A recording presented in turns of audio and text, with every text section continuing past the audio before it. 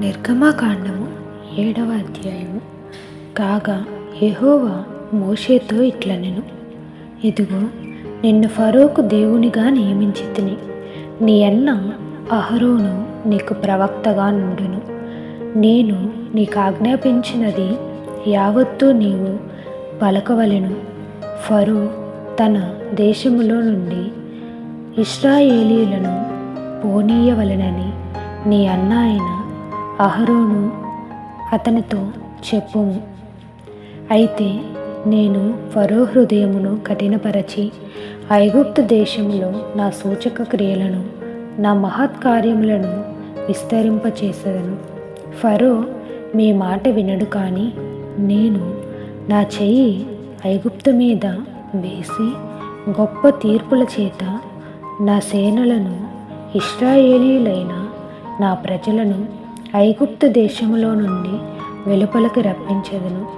నేను ఐగుప్తు మీద నా చెయ్యి చాపి ఇశ్రాయేలీయులను వారి మధ్య నుండి రప్పింపగానే నేను యెహోవానని ఐగుప్తీయులు తెలుసుకొందరనెను. మోషే అహరోనులు యెహోవా తమకు ఆజ్ఞాపించినట్లు చేసిరి. అలాగుననే చేసిరి. వారు ఫరోతో మాట్లాడినప్పుడు మోషేకు 80 ఏండ్లు, అహరోనుకు 83 ఏండ్లు. మరియు యెహోవా మోషే అహరోనులతో ఇట్లనెను, ఫరో మీ శక్తి చూపుటకై ఒక మహత్కార్యము కనుపరచుడని మీతో చెప్పునప్పుడు నీవు అహరోనును చూచి నీ కర్రను పట్టుకొని ఫరో ఎదుట దాన్ని పడవేయుము. మనము అది సర్పమగును. కాబట్టి మోషే అహరోనులు ఫరో ఎద్దుకు వెళ్ళి యెహోవా తమకు ఆజ్ఞాపించినట్లు చేసిరి. అహరోను ఫరో ఎదుటను అతని సేవకుల ఎదుటను తన కర్రలను పడవేయగానే అది సర్పమాయెను.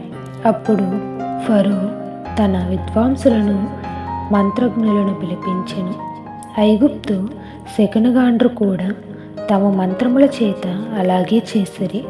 వారిలో ప్రతి వాడును తన కర్రను పడవేసినప్పుడు అది సర్పమాయెను. గాని అహరోను కర్ర వారి కర్రలను మృంగివేయగా యెహోవా చెప్పినట్టు ఫరో హృదయము కఠినమాయెను గనుక అతడు వారి మాట వినకపోయెను.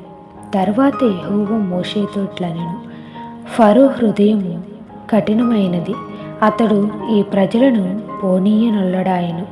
ప్రొద్దున నీవు ఫరో యొద్దకు వెళ్ళుము. ఇదిగో అతడు ఏటి దరికి పోవును. నీవు అతనిని ఎదుర్కొనుటకు ఏటి ఎడ్డును నిలిచి పాముగా చేయబడిన కర్రను చేత పట్టుకొని అతన్ని చూచి అరణ్యమందు నన్ను సేవించుటకై నా ప్రజలను పోనిమ్మని ఆజ్ఞాపించుటకు గాని హెబ్రీయుల దేవుడైన యెహోవా నన్ను నీ యొద్దకు పంపెను. నీవు ఇది వరకు వినకపోతివి. కాగా యెహోవా ఆజ్ఞ ఏదనగా, నేను యెహోవానని దీన్ని బట్టి నీవు తెలుసుకొందువని యెహోవా చెప్పుచున్నాడు.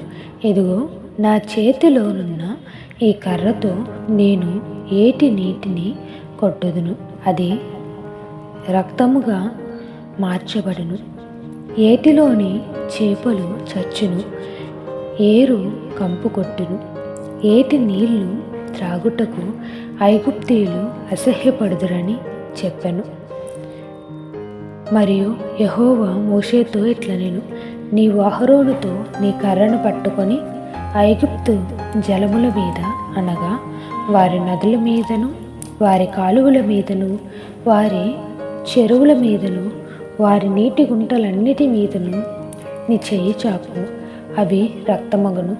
ఐగుప్తు దేశమందంతటను మ్రాను పాత్రలలోను రాతి పాత్రలలోను రక్తము ఉండునని అతనితో చెప్పమనెను.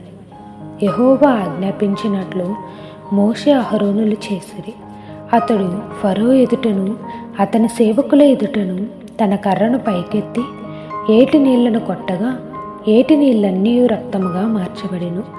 ఏటిలోని చేపలు చచ్చెను, ఏరు కంపు కొట్టెను. ఐగుప్తీయులు ఏటి నీళ్లు త్రాగలేకపోయేది. ఐగుప్తు దేశమందంతటా రక్తము ఉండెను.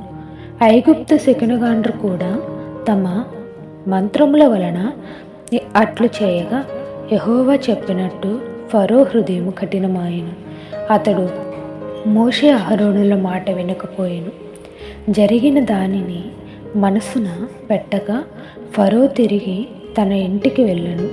అయితే ఐగుప్తీయులందరూ ఏటి నీళ్లు త్రాగలేక త్రాగునీళ్లు కొరకు ఏటి పక్కలను త్రవ్విరి.